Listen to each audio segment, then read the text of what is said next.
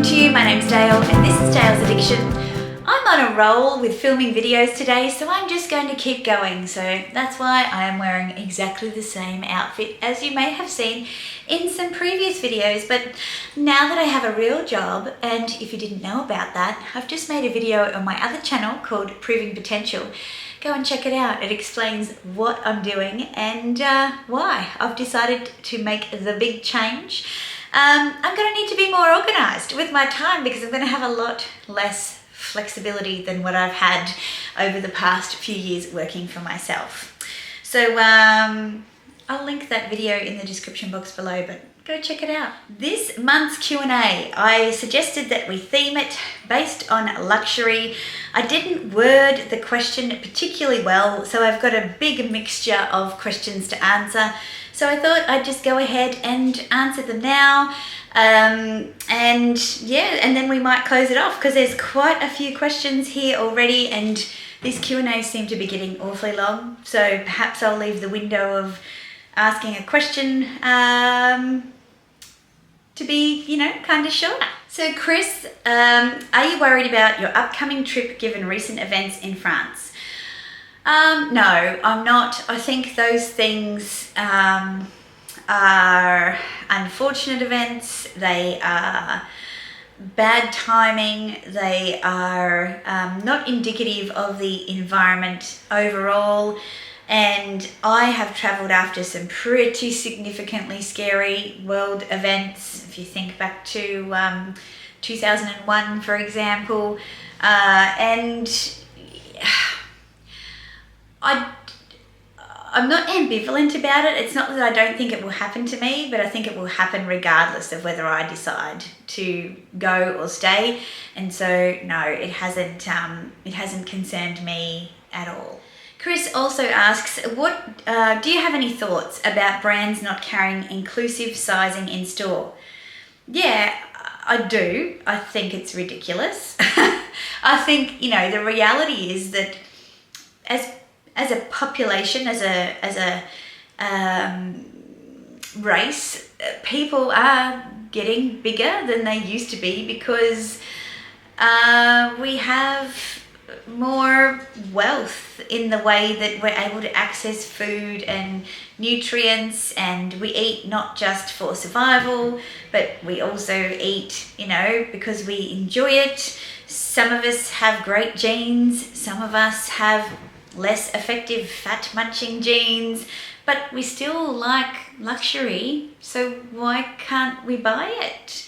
I see more inclusive runways now with different size models. I'm seeing even in my own shopping centre, there's an activewear brand called Just Athletic, and they've got like a curvier mannequin.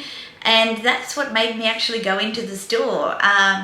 So I think being able to see yourself in things, and I've recently mentioned I don't buy ready-to-wear in a video. Never have I ever. I don't buy ready-to-wear from the boutique because I'm not comfortable trying it on. I know that there's not going to be things there that work for me. Whereas if I buy it online, I can try it on at home and spare the embarrassment. So I also hate the fact that a lot of stores who do carry larger sizes don't put them on the racks, and you get the, if you need more sizing, we do have more out the back kind of comment. And I'm like, you've already sized me up and decided that there's nothing on the rack that is going to fit me, so I'm going to have to ask you. And if I was already feeling intimidated about entering this store and whether or not your items might fit me, now I feel even more intimidated, and I'm not going to ask you, and I'm going to leave, and you're going to carry all that stuff out the back, and then it's not going to get bought, and then you're not going to carry those sizes because people don't buy them because you don't make it accessible to them. So I think there's lots of problems with it, Chris. I could go on. Fragabilissima, what are the 3 biggest fashion faux pas you've seen? You were going to get me in trouble with this one, Bella.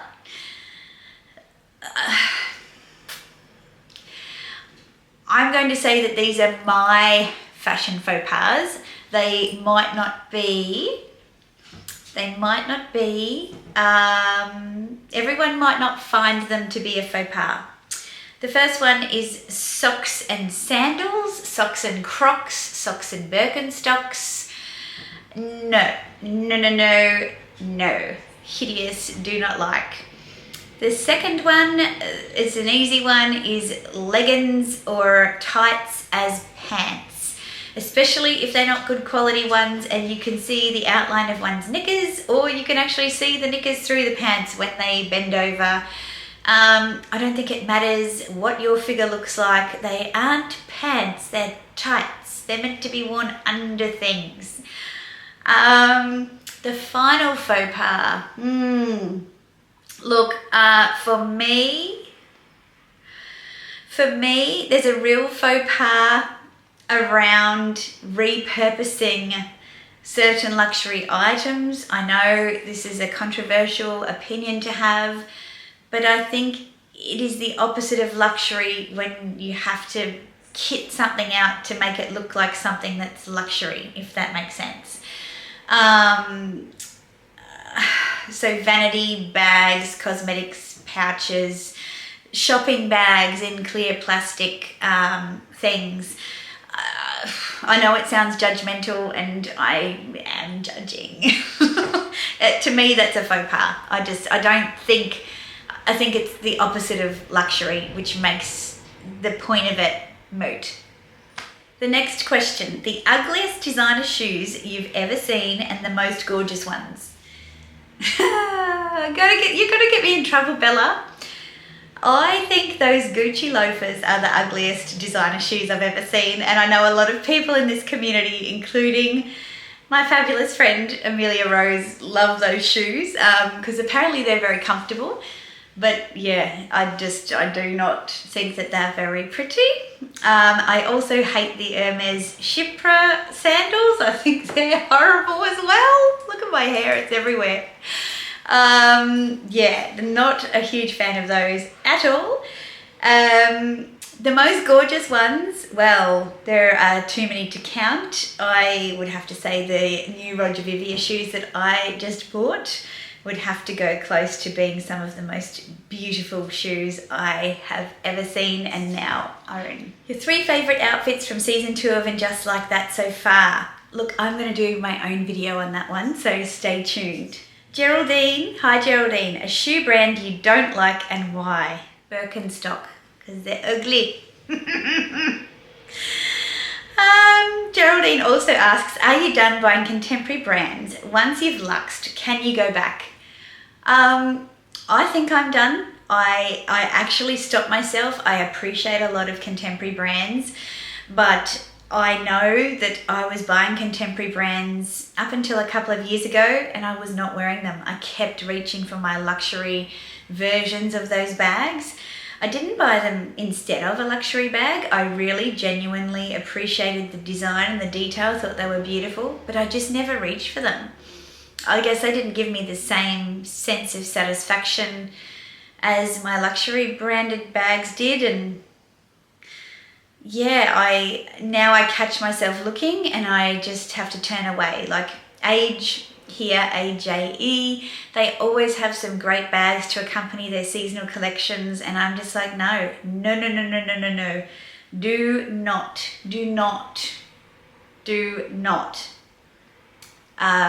purchase that, because you will not buy it. You will not wear it. You will not wear it. Golf Mama, if you were to only buy one luxury shoe, what would it be? I don't know what shoe it would be. Oh, maybe I do. If it was a particular shoe, it would come down to the Roger Vivier Belvivier trumpet pumps that I wear a lot. I wear them for work, I wear them out, I wear them casually.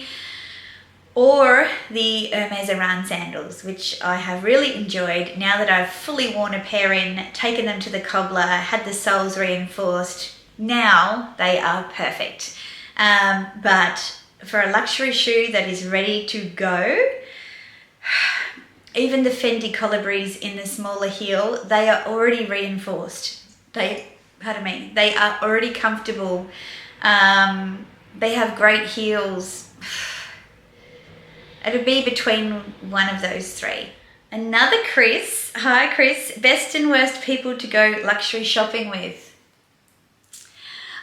Generally speaking, I don't like luxury shopping with people. I like luxury browsing with people, but I rarely purchase anything when I'm with other people. I like to shop alone.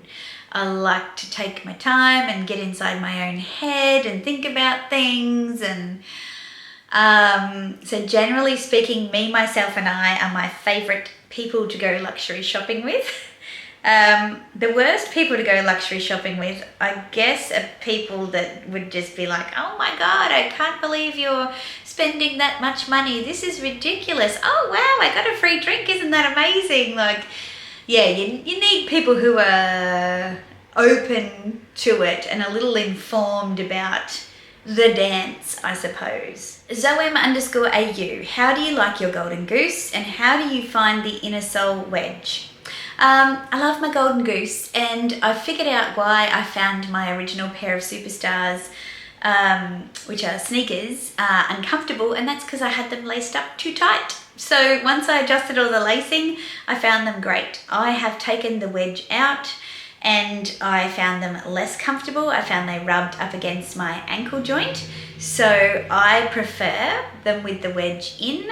It makes your leg look longer because your foot sits more out of the shoe. And yeah, just play with your laces.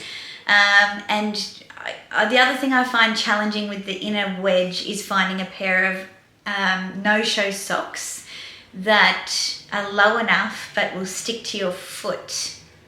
That's been the challenge. And I found a pair of Calvin Klein socks, which I will link in the description box, because I think they're the best ones I've found so far. LV_lover33. Hey Jen, best and worst brand excluding Fendi and Hermes.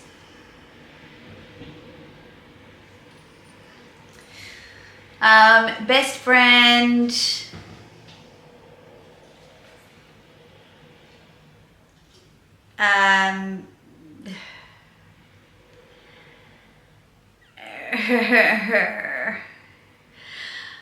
I will tentatively say Louis Vuitton because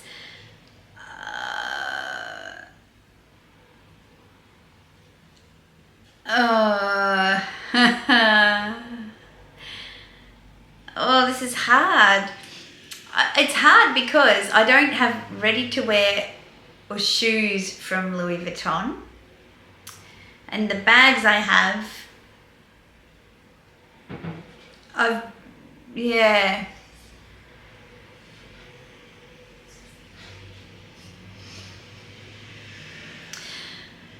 Oh, this is hard.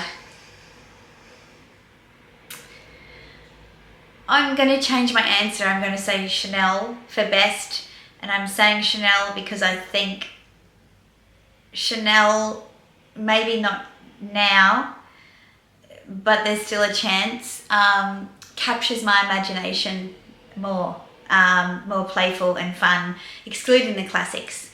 And I have Chanel shoes as well, so I have more from Chanel than I do from Louis Vuitton in terms of a range of product. Worst,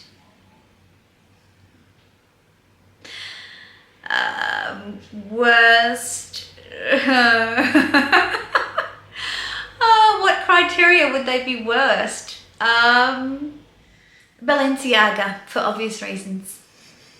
Trishanari says two-sided luxury belts. I'm assuming you're asking the best two-sided luxury belts. I'd say Hermes have got that pretty well covered,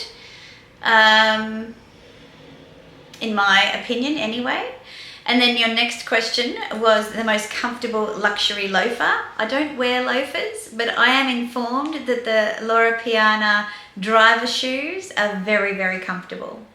Lux Daddies, are you interested in upgrading Connor with a slightly older American gay? Hello, kidding. Oh, look, you know, why not the three of us? Hayley Collinson, I'd love to hear about your best and worst fine jewellery. I don't have any worst fine jewellery because I'm pretty specific with my jewellery purchases, but I will say the best goes to Canturi, which is, he's an Italian-Australian, Stefano Canturi, and has a specific aesthetic which is very Art Deco but modern, glamorous. He is well known for his cubism style pieces. I have 5 rings from Canturi. I adore the cubism, the Regina, which means queen, the Radiance, the Stella. Here is my current stack of Canturi rings on my right hand ring finger, and my upgraded engagement ring, which is the Stella. So yeah, Canturi is the best, and I don't have any worst fine jewellery. I'm going to struggle with this username. Movsian01. Do you believe in energy that pre-loved/vintage items might have accumulated in them? No.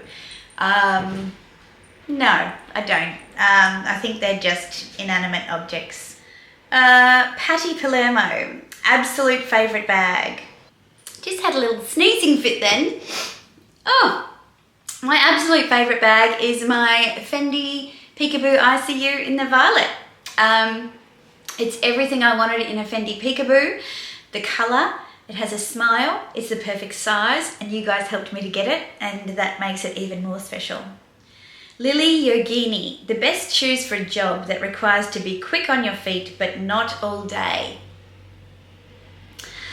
I think a really clean, semi-platformed pair of dress sneakers are perfect to wear with wide leg suit pants. I think that's becoming more and more common from where I see in the corporate world today. They look amazing. I also think a pair of ankle boots work extraordinarily well as well.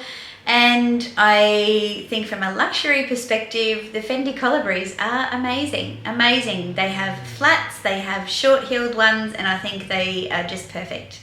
Liv_4, your current favourite brand for perfume and which fragrance? Louis Vuitton. Louis Vuitton, never thought I would say. Rose de Vence for every day, and I layer it up with Stellar Times in the cooler months and at night time, and I love the combination of those two fragrances together. Liv also asks, what brand does the best summer handbag collection?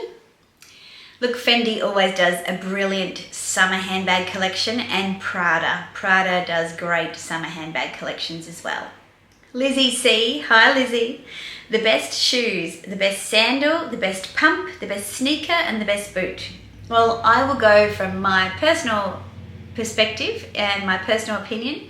The best sandal, I love my Hermes Orans in gold. They just go with everything.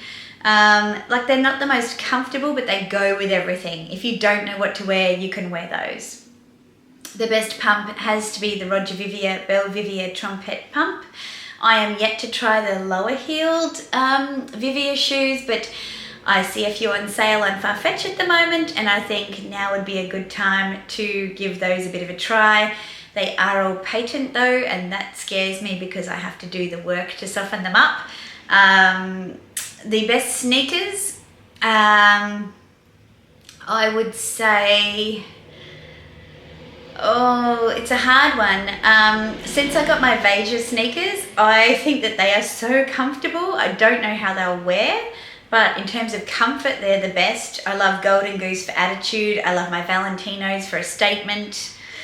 And the best boots, I love Valentino boots, and I love my Roger Vivier boots as well. Okay, here's one who would like to be anonymous.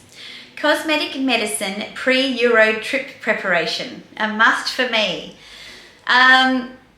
Look, the other week I went and had my maintenance laser hair treatment. I had about 12 sessions 2 years ago, and it's been brilliant for, you know, you just don't have to worry about shaving your legs and other parts of your body. It's unreal. So I went for a top up for that. Obviously hair, nails, brows. You've specifically said cosmetic medicine. If you have a little bit of anti-wrinkle treatment, i.e. Dysport, Botox, get that done at least, you know, a month before you go, because then it's all settled in. Yeah, I think you don't over prepare, don't have invasive facials and things like that, because then your sun is super sensitive to, your face is super sensitive to sunlight, and then you might end up getting damage to your skin. So, you know, just heavy on the sunscreen while you're away and enjoy yourself. Deb from Wild Unfiltered, the worst customer service. I'd have to say Chanel, and I hear that that's potentially a part of the appeal is to treat you like crap so that you'll be more determined to be liked by them and buy more. I've had warm champagne in Chanel, like the time that I got offered champagne, because it was a season launch and it was warm. I'm just like, this is bad. And, you know, I just find the whole service and people sitting around talking and not helping you. I think Nick Snell mentioned that he had a really poor experience recently too. Yeah, I'm just not for that. Susan Vivian, favourite hotel in Sydney and Melbourne and why? My favourite hotel in Sydney, which, well, for me, if I'm paying the bill, Meredith will dispute this, but if I'm paying the bill, my favourite hotel in Sydney is the QT. It's super fun and whimsical, and it's right near all of the shopping. I stayed at the Intercontinental when Connor and I went for Meredith's wedding in January, and that was really lovely. It had been recently refurbished and is right near Circular Quay. And then I had the luxury of staying at the Crown with Meredith for the hens celebrations prior to her recent wedding, and that was extraordinary. It's not really near anything though, so but just stunning rooms, and the restaurants to choose from in that hotel are divine. So the views were beautiful as well. And I forgot to answer the rest of the question. In terms of Melbourne, I really like staying on the city side, and so that limits options. The W is great, but it's a bit far away from the shopping. So the Sofitel is closer to the shopping, but it's older. The Lanham is on the South Bank, and it's lovely, but it's a little far away from everything.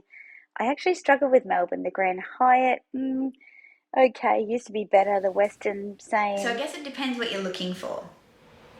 We're almost there. Connor asks, the best bag from a brand you hate. Connor? Okay.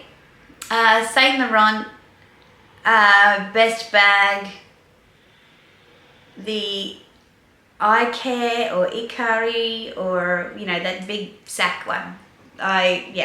Best bag from a brand I hate.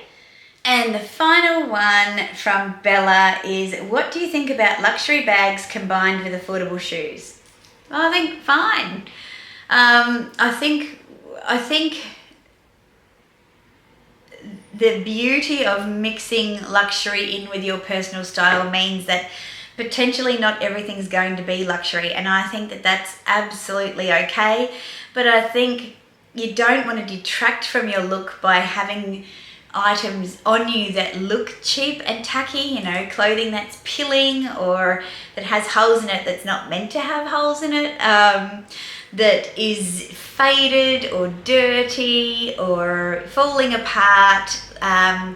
You know, that's more about your general presentation than anything. But if it's just, you know, wearing a beautiful bag with an affordable outfit, I think absolutely. But I think there's a difference between affordable and cheap and tacky, and affordable, absolutely beautiful.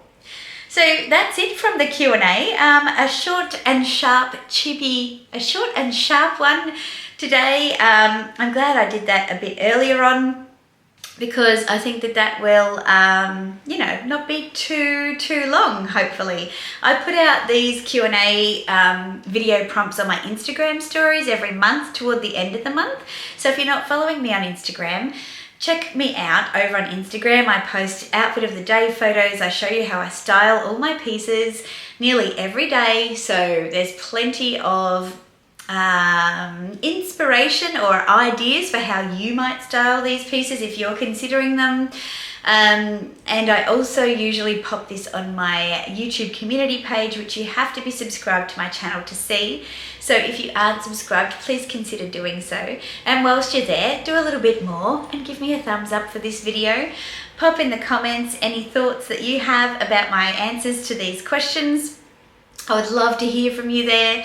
Hopefully I will see you in the next Q&A video next month. Otherwise, I publish videos on Wednesdays and Sundays every month. So I'm looking forward to seeing you then. Ciao.